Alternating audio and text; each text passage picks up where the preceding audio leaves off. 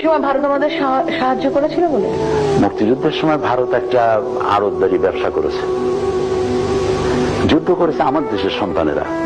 এখান থেকে যারা গেছে তাদেরকে তারা একটা আড়তদারি ব্যবসার মতো করেছে, ওখানে করে একটু বলি একটু সহযোগিতা করেছে। হ্যাঁ, করে নিয়ে তারা কাজটা করেছে কি দেখুন, তারা দেশ স্বাধীন হওয়ার সাথে সাথে যখন পাকিস্তানি আর্মিরা সারেন্ডার করলো, তারা দেশের মধ্যে প্রবেশ করে নিয়ে সমস্ত ব্যাংকগুলি লুট করলো এবং সমস্ত ক্যান্টনমেন্ট থেকে অস্ত্র লুট করলো। সর্বপ্রথম ৯ নম্বর সেক্টরের কমান্ডার বীর মুক্তিযোদ্ধা মেজর জলিল, নিশ্চয়ই আপনার বাড়ি বরিশালে যখন বলেছেন আপনি নিশ্চয়ই তাকে চেনেন, এবং মুক্তিযুদ্ধের গৌরব তিনি।